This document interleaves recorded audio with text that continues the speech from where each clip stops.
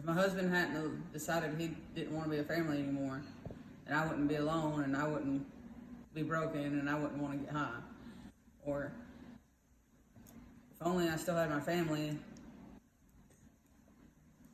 I wouldn't do this or that. Or if only my mom would let me see my daughter, I wouldn't go get high today. And it's hard to get out of that. It becomes a habit. It's an excuse. And it wasn't just an excuse to get high, but it was. It was very hard to deal with reality, and getting high made it better. Or so I thought, when in reality it only made it worse. The W in powerlessness, or powerless, stands for worry. Worrying is a form of not trusting God enough.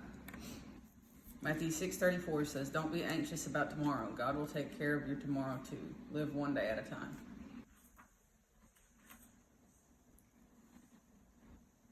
Don't spend a whole lot of time worrying about stuff that never, ever happens. It would almost make you think that worrying actually works, because the stuff we are consumed with never happens. But that is not it at all. It is just wasted time and energy thinking about things that, even if they do happen, what are we going to do? And being in recovery, I have to take things day at a time. Sometimes it's 1 minute at a time. If I look at the big picture, especially when I first started my recovery, if I looked at it in a sense of, well, I'm in this program for a year, saying 1 year doesn't seem so bad, but when you look at it as, oh, it's 12 months, then that's a whole lot of time. That's scary. And you want to get it done right then or right now. You know, we have our ways of, we want to rush things, but you can't rush it. Because if you're rushing your recovery and you're rushing everything, you get caught up in trying to do the most all in a short period of time. You're not sitting there working on the things you need to work on internally in order to heal and move past all the trauma that you've experienced in order not to fall back into it. Because if I had just gotten clean and went back to normal life, and I was working and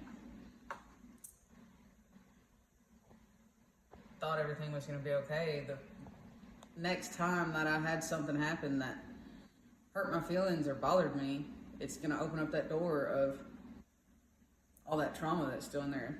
I look at it like, when I was younger, you know, I went through different things that, when you're young, you don't know how to deal with emotions. You're still learning. I think we're always learning. But, you know, I went through a phase, I'm going to call it a phase. I went through a phase where I was self-harming myself in order to deal with my depression and sadness and anger. Well, eventually, the easiest way to put it is I grew out of it. When in reality, it was all that trauma and all that anger and all that hurt was still there. I just pushed it down to the side. As I got older, it wasn't, and things changed, it wasn't as bad as it had been.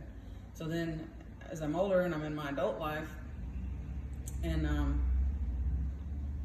learning how to be an adult, the first thing that happens with my ex-husband, when we were just dating at the time,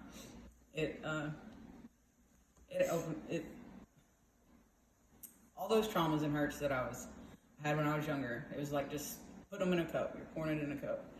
And only so much can fit in that cup. And you know, something happens and you pour more into that cup and it starts overflowing. All that comes out.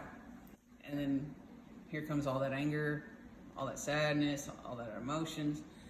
And here you are just spiraling out of control. People are thinking you're crazy because you're yelling and you're mad. And it's just, if you don't deal with that, you explode.